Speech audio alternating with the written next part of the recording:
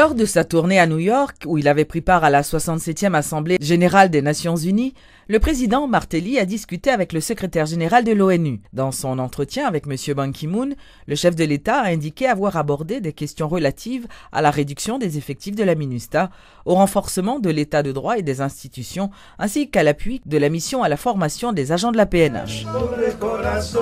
Michel Martelly, qui effectuait ce mardi une visite de courtoisie à Radio-Télé Métropole, dit souhaiter utiliser les bases de la MINUSTAH dans certaines régions pour accueillir de nouvelles promotions de la PNH en vue de porter l'effectif de l'institution rapidement à 10 000.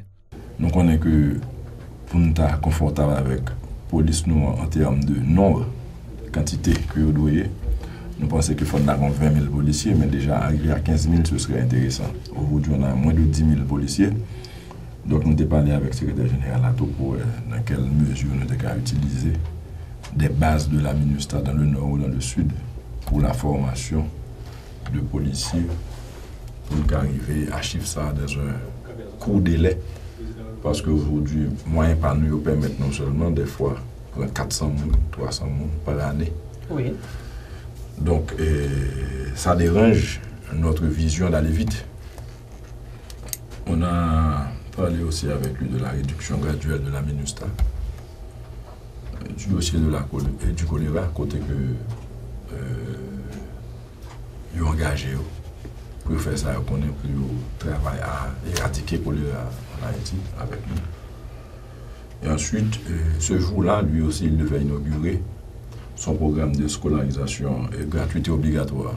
Il faut me dire que je suis content de parler de ça avec lui parce que c'est le président Martelly qui vient avec ça en premier. Même si on n'est pas content.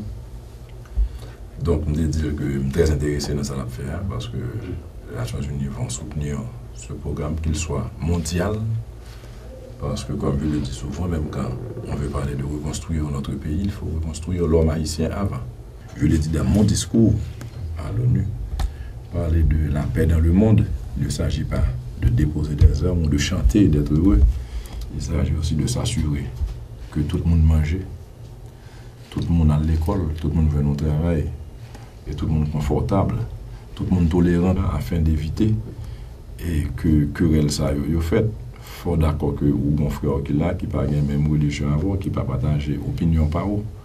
Donc ça a à voir beaucoup avec l'éducation et des programmes de sensibilisation. Maintenant, je crois que la MINUSTAH devrait pouvoir s'ouvrir à tout ça parce que ça rentre dans le cadre d'établir la paix en Haïti, tu vois. Mettre les enfants à l'école, faciliter les mamans et les papas aussi. D'un autre côté, le président de la République annonce certaines dispositions en vue de faire face à la cherté de la vie.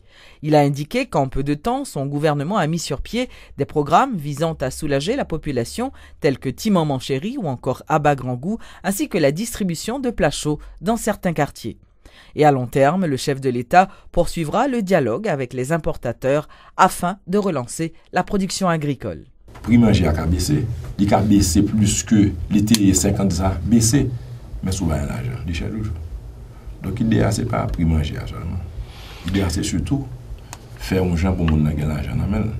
Et faire ça veut dire quoi? C'est création d'emploi.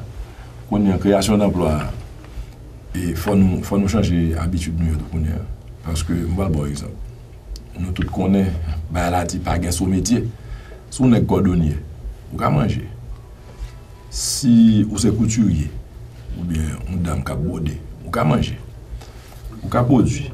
Mais je dis avec dumping pépère, est-ce que Haïtien a mis des souliers haïtiens? Est-ce que l'on a mis une chemise haïtienne? Je vais répondre. Question, c'est presque non. Ça veut dire quoi? Ça veut dire que les qui cordonniers avec du job, les qui couturiers avec du job. Donc, question de la vie chère, et pour moi, c'est relatif. Parce que si la vie chère, et puis on travaille, ou même on gagne moyen, on va dur, mais on va survivre. Mais l'heure où pas de l'argent dans le monde du tout, la vie est toujours chère. Donc, il s'agit pour nous de créer des emplois, il s'agit pour nous de maintenir cette stabilité au pays, de demander toute population qui est calmée. Parce que le problème de la vie chère n'est pas résoudre ni dans manifestation, ni dans crasé brisé, ni dans déblosaille. Le problème la bichère, c'est une à l'autre posé si nous avons occupé par exemple qu'on est mon cap dit manifestation ici, manifestation bon chaque fois sur manifestation nous avons mettre fermer le gouvernement et puis mettons équipe d'urgence qui bouge les manifestations seulement. OK. Ouais, donc nous obligés de demander tout le monde le calme, de tout le monde et poser nous prenons à la dure, nous prenons des mesures pour nous essayer, dans la mesure du possible, faire face à la vie chère. Mais, quelle que soit la quantité de manifestations nous faisons, la vie va venir moins chère. Ouais. Nous avons créé un chaos qui fait la vie venir plus chère. La réserve nationale est en bonne santé, c'est ce qu'a révélé le gouverneur de la Banque centrale, Charles Castel, qui dit que les fonds qui constituent cette épargne sont actuellement en nette augmentation. Il a fait ces déclarations lors de la signature ce mardi d'un accord entre la Société financière internationale et la BRH visant à aider les secteurs financiers et commerciaux d'Haïti. Nous avons parlé de un surplus budgétaire. Ça veut dire que l'État, l'argent de l'État, est dans la Banque centrale là, pour l'exercice fiscal là, qui était de 2,7 milliards de gouttes, comme ça. Et nous avons parlé tout de situation, bonne situation, et banque dans le système. On nous dit tout le monde, les banques se portent très bien, pas aucun danger. Et à date que nous avons fait communiquer, l'État n'a pas de problème, comme pour même venir prêter l'argent dans la Banque centrale. Et même si l'État, ça qu'on fait dans le passé, prêter dans la Banque centrale, ce n'est pas l'argent déposant qui prêtait, c'est l'argent Banque centrale prêté l'État. Donc, déposant pas grand pour inquiéter de situation ça du tout, absolument pas. Encore là, ça, c'est pas encore qui gagne pour l'argent spécifique sous lui.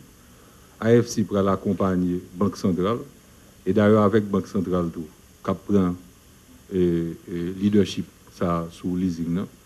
Donc, là, dit autorité financière, fiscale et monétaire pays, parce que rôle nous, c'est garder pour nous développer les meilleures conditions pour que le crédit cabaye dans le pays. Donc, garantir ça, possibilité de garantir ça, l'important, pour que, justement, entrepreneurs, même leur pas l'argent, mais ils ont de bons projets, capables de joindre financement pour que le secteur privé a développé et pour le créer emploi et pour payer à croître. Donc, activité assistance technique, ça est très important. Et, accord ça prévoit révision tout cadre légal là, pour que nous créions un cadre légal et réglementaire qui propice à leasing. Donc, c'est support ça que nous. Garder ça fait dans l'autre pays, garder comment améliorer la législation.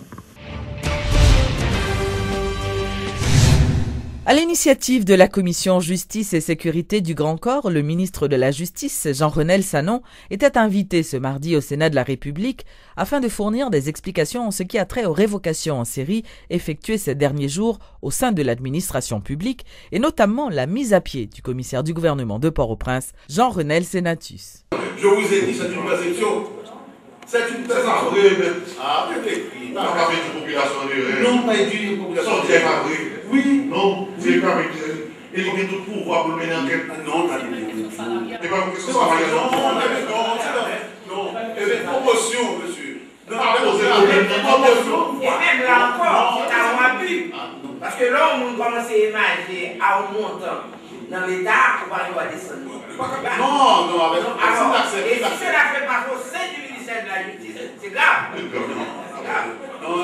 Personne non. Si vous ne voulez le ministre, on me dit la prochaine, son petit job qui est là, chef de service, si vous voulez, mais ça non, écoutez, son problème grave là, posé là, devant la présidente de la commission, le président de l'Assemblée nationale, vice-président du Sénat. Alors lié question de salaire, question de promotion, minimiser. On va parler de promotion. Nous, administrativement, pas de promotion. Comment dire objet? Non. Promotion sociale et politique. Parce que toute nomination jugée, oui. C'est comme il disait pour faire les nominations. Le papier, mais il a fait ça où? Alors, c'est tout ça comme si. Monsieur le Président. Sur avec les relations humaines, pour qu'il doit pas confortable, pour traiter avec. Ça, c'est autre chose. Ça, la problème. Mais ça continue dans toute déclaration, non, tu ne dis pas au premier président.